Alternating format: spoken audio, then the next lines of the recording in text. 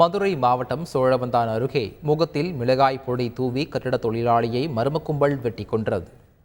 மேலுக்கால் கிராமத்தைச் சேர்ந்த சதீஷ் என்கிற சிவாஜி கட்டிட வேலை செய்து வருகிறார்.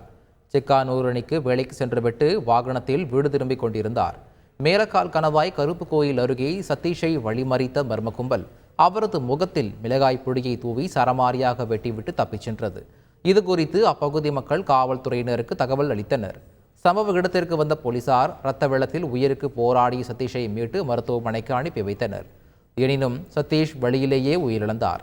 இந்த சம்பவம் குறித்து போலீசார் வழக்கு பதிவு செய்து குற்றவாளிகளை தேடி வருகின்றனர். மதுரை மாவட்டம் சோழவந்தான் அருகே தொழிலாளி ஒருவர் மது போதையில் வீடு புகுந்து கத்தியால் குத்தியதில் சிறுவன் ஒருவன் உயிரிழந்தான்.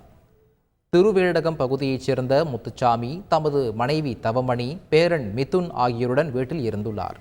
அப்போது அதே பகுதியைச் சேர்ந்த ஐயனார் என்பவர் மது போதையில் முத்துச்சாமியின் வீட்டிற்குள் புகுந்து கத்தியால் சரமாரியாக குத்தியுள்ளார்.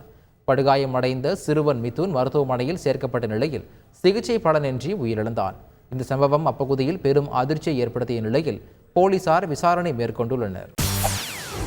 செய்திகளை உடனுக்குடன் தெரிந்து கொள்ள உடனே சப்ஸ்கிரைப் பண்ணுங்க.